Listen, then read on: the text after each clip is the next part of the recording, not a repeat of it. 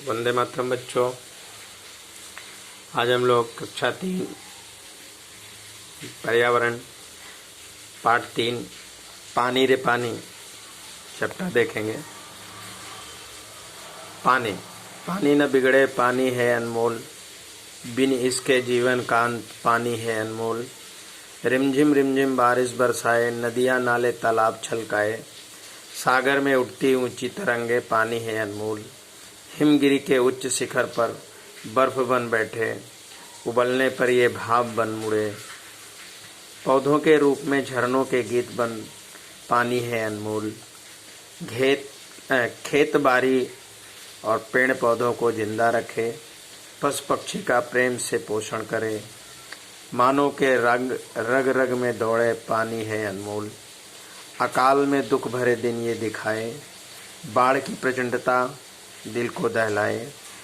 नल कूप चाप काल में दिखता पानी पानी है अनमोल। राजू कॉक्स काग मियाल, ये गुजराती का हिंदी अनुवाद है। अब हम इसका थोड़ा सा अर्थ देखेंगे। पानी न बिगाड़ें, यानी पानी को हमें कभी बर्बाद नहीं करना चाहिए।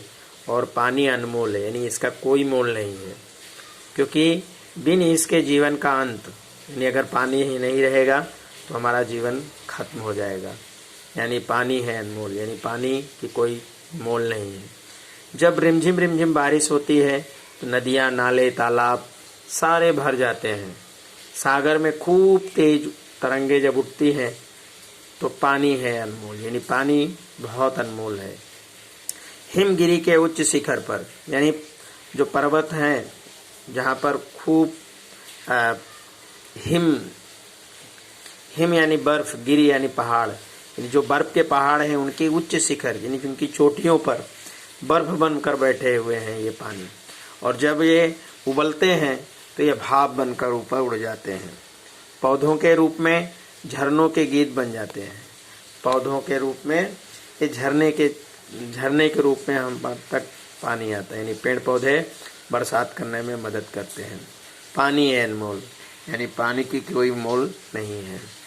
खेत बारी और पेड़ पौधों को जिंदा रखे। पेड़ पौधों को, खेत में जीव जंतुओं को, सब के लिए, पशु पक्षी का प्रेम से पोषण करता है ये पानी। यानी पानी खेत बारी, पेड़ पौधे और पशु पक्षी के लिए भी बहुत ज़रूरी है। इसलिए हमारे पानी का कोई मोल नहीं है, इसे हमें बचा कर रखना चाहिए। मानव के रग रग में दौड़े पानी, यानी हमारे बॉडी में पानी रग रग में समाहित है। बिन पानी के हमारा जीवन संभव नहीं है। जब अकाल आता है तो दुख भरे दिन दिखाता है, यानी अकाल के समय हमें पानी का मोल पता चलता है कि कितना पानी जरूरी है। बाढ़ की प्रचंडता दिल को दहलाए, जब बाढ़ आती है तो उसकी प्रचंडता हमें, हमारे दिमाग और दिल को दहला देती है। नलों में, कुएं में, चापकाल में दिखता है पानी पानी है अनमोल। पानी की कीमत हमें करनी चाहिए। पानी हमें नलकूप में, चापकाल में आदि जगह पर दिखाई देता है।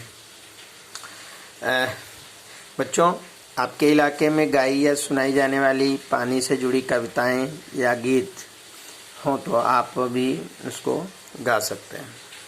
ये प्रवृत्ति उन्हें समुदाय सभ्यता के समीप लाने में सहायक सिद्ध होती है। तो ये जो गुजराती का हिंदी अनुवाद है राजू का, ये पानी के विषय में जानकारी देता है। अब हम यहाँ पर कुछ प्रश्न देखेंगे।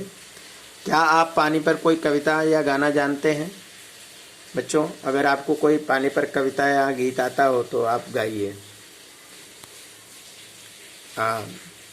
जैसे बरस बरस मारा इंदर राजा, तो ये इस तरह का गीत है पानी वाला, तो आप भी गाइएगा। अच्छा, दूसरा, पानी क्या क्या कर सकता है? काव्य में आने वाली ऐसी बातों का उल्लेख कीजिए। तो पानी क्या क्या कर सकता है? पानी से नदी नाले तालाब भर जाते हैं, सागर में तरंगे उठती हैं, खेत बारी पेड़ पौधे पशु पक्षी का प्रेम पोषण करती है पानी। मनुष्यों के रग रग में पानी दौड़ता है। बाढ़ आती है तो हमें खूब, हमारा दिल दहल जाता है। अकाल आती है तो हमें दुख देता है।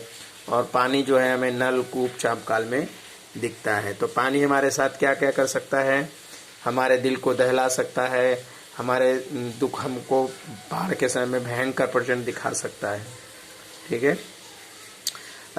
सोचिए और लिखिए।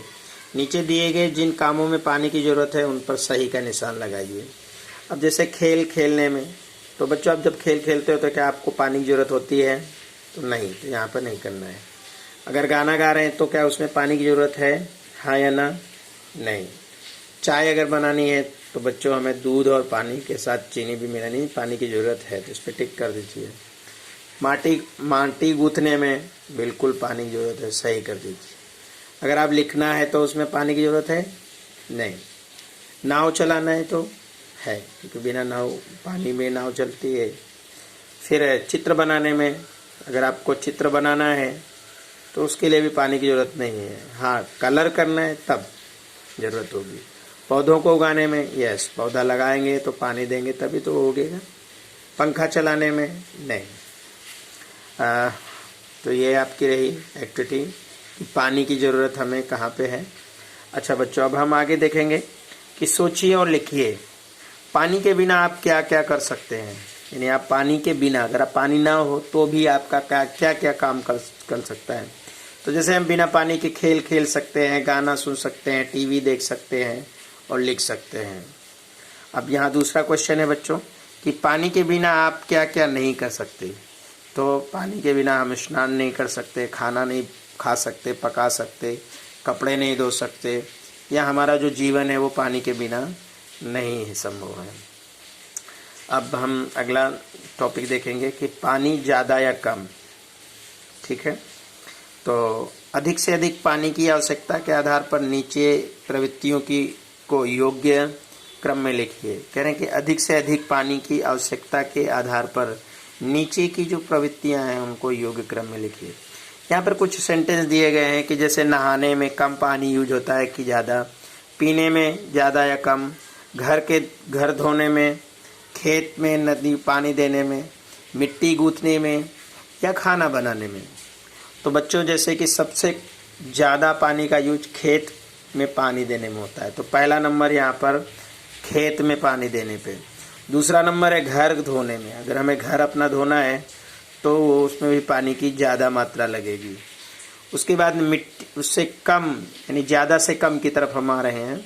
फिर उसके बाद हमारा आएगा तीसरा नंबर नहाने में, फिर चौथा आएगा हमारा खाना बनाने में, फिर उससे कम हमारा आएगा जो है पीने में, और सबसे कम आएगा मिट्टी गूंथने में। तो ये हमारी है कि हम पानी का उपयोग ज़्यादा या कम कहाँ करते हैं, उस तरह से।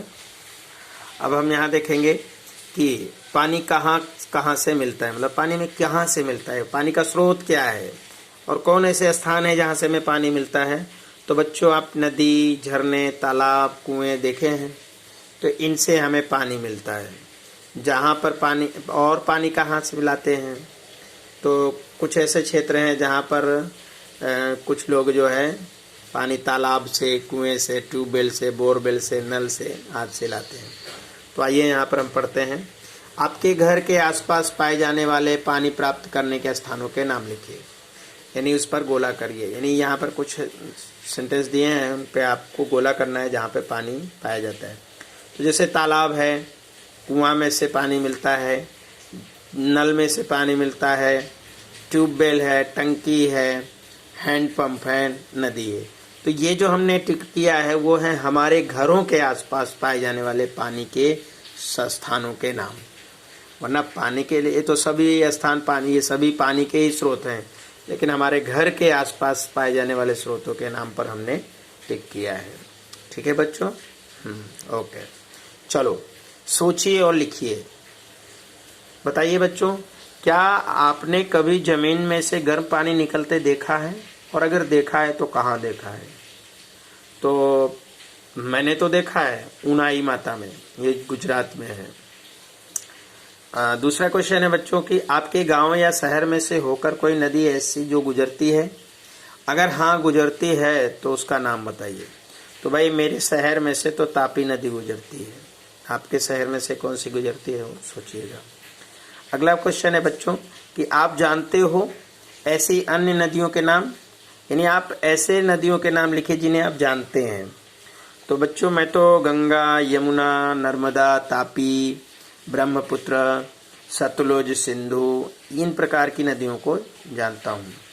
क्या आप इनसे भी और अधिक नदियों के नाम जानते हैं? तो अगर आप जानते हैं तो इनके नाम लिखिए। चलो यहाँ पर हम एक सोचिए और बताइए, यानी एक हमें प्रश्न करना है और उसका जवाब भी देना है कि आपके घर में पीने का पानी कहाँ से आता है। यानी बच्चों आप सोचिए कि आपके घर में जो ये पानी आता है वो कहाँ से आता होगा। आप दिमाग लगाइए कि पानी जो मिलता है तो कहाँ से मिलता है। नदी वाला पानी है कि ट्यूबवेल से मिलता है कि बोरवेल से मिलता है कि तालाबों से आता है।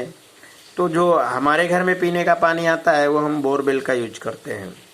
पानी लाने के लिए आपको कहाँ जाना पड़ता है, यानी आपको पानी लाने के लिए कहाँ जाना पड़ता है?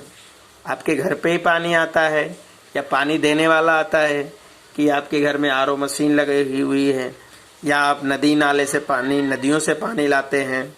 तो कहाँ से आप पानी लाते हैं? तो बच्चों आप अपने प्रश्न के अनुसार आप इसको लिखिएगा कि पानी लाने के लिए आपको कहाँ जाना पड़ता है। हमारे देश में कुछ ऐसे स्थान हैं जहाँ पर पानी की बहुत दिक्कतें होती हैं, तो वे लोग पानी लाने के लिए बहुत दूर दूर तक जाते हैं, नदियों से पानी लाते हैं।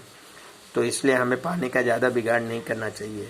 भाई मेरे घर में पानी तो भाई यहाँ नल से ही आता है, आपके यहाँ किससे आता है वो आप लिखिएगा। अच्छा, अब आगे क्वेश्चन है कि पानी लाने में कितना समय लगता है। यानी आप मान लो आपका घर, आप पानी लाने के लिए बहुत दूर जाते हैं तो आपको कितना समय लगता है? 10 मिनट, 15 मिनट, 20 मिनट? तो यहाँ लिखिएगा। अगर नहीं होता है तो कोई बात नहीं। अगला क्वेश्चन है कि हमें पानी का संग्रह करने की जरूरत क्यों पड़ती है। हम पानी क्यों संग्रह मतलब इकट्ठा क्यों करते हैं? तो बच्चों हमें हमारे दैनिक जीवन में जैसे कपड़ा धोना है, नहाना है, बर्तन धोना है, खाना बनाना है, हाँ, साथ ही साथ हमें पीना है, तो इन सब चीज़ों के लिए हमें पानी की ज़रूरत पड़ती है। तो इसलिए हम पानी का संग्रह करते हैं। ठीक है। हाँ, आप इसके अलावा और क्या पानी का हम संग्रह करते हैं ये आप सोचिएगा और लिखिएगा। आपके घर में पानी का संग्रह कहाँ किया जाता है, यानी आपके जो घर में पानी आता है तो कहाँ से आता है और कहाँ पर उसको कलेक्ट किया जाता है, इकट्ठा किया जाता है। भाई मेरे घरों में जो पानी आता है तो वो आरओ से होता है, तो हम उसको टंकी में यानी किसमें, मटके में भर के रखते हैं। तो कुछ ऐसे और स्थान हैं, बहुत सारे, कुछ सोसाइटियाँ उसमें लोग पानी की टंकी ज़मीन पे बनाए रहते हैं, फिर उनका पानी चढ़ाते हैं ऊपर। कुछ लोग कुएं के रूप में पानी इकट्ठा करते हैं, कुछ लोग बोरवेल के रूप में पानी उसमें बोरवेल से इकट्ठा करके लेते हैं, कुछ लोग पानी जो है नलों के द्वारा से निकालते हैं, कुछ लोग अपने घरों में टंकी बनवा लेते हैं, कुछ लोग प्लास्टिक की टंकी बनवा लेते हैं पानी इकट्ठा करने के लिए।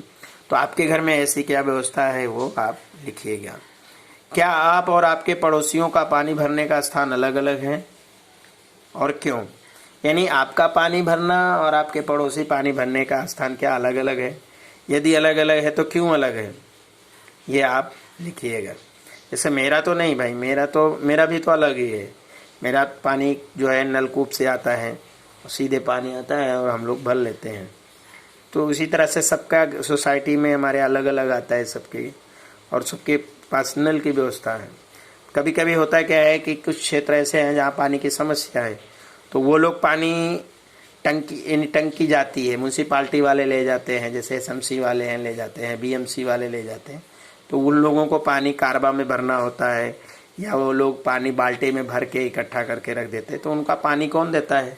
म्यूनसिपाल्टी वाले, यानी ये जो महानगर पालिका के हैं वो देते हैं। तो आपके घर में जो पानी आता है वो भरने का स्थान आपका और आपके पड़ोसी का एक जैसा है? यदि है तो लिखिए, नहीं है तो कोई बात नहीं। बच्चों यहाँ पर कुछ चित्र दिए गए हैं। आपके घर में पानी के संग्रह के लिए उपयोग में लिए जाने वाले बर्तन, जैसे ये बाल्टी है, ये सुराही है, ये आपका डिब्बा है, फिर ये आपका लोटा है, ये घड़ा है, ये मग्गा है, ये आपका इसको हम बोलते हैं ये भी घड़ा ही है। ठीक है। तो इसको आपको कलर करना है। क्या करना है? कलर। अपनी कॉपी में ऐसे अन्य पात्रों का चित्र भी बनाना है, यानी आप इसमें भी कलर करेंगे और अपनी कॉपी में भी बनाएंगे। अब घर में पानी का संग्रह करने के लिए जिन पात्रों का उपयोग करते हो उनके नाम लिखिए। मेरे यहाँ तो बाल्टी है, कारबा है, आरओ मशीन है, मटका है। आपके यहाँ कौन कौन सा है आप लिखिएगा। चित्र में दिए सभी बर्तनों में यदि पानी भरा जाए तो किस बर्तन में सबसे कम पानी का संग्रह होगा? देखिए ध्यान से, सबसे कम पानी का संग्रह हमको इस लोटे में लगेगा। और किस बर्तन में सबसे ज़्यादा पानी का संग्रह होगा? देखिए ध्यान से, तो इस बाल्टी में, क्योंकि बाल्टी सबसे बड़ी लग रही है। कौन कौन से बर्तनों में समान पानी का संग्रह हो सकता है? तो हमारे हिसाब से इस मटके और इस ये बाल्टी में समान रूप से हो सकता है। आपको कौन सा लगता है आप लिखिएगा। अब आगे का चैप्टर यानी इसके आगे का जो है हम नेक्स्ट वीडियो में देखेंगे। वंदे मातरम।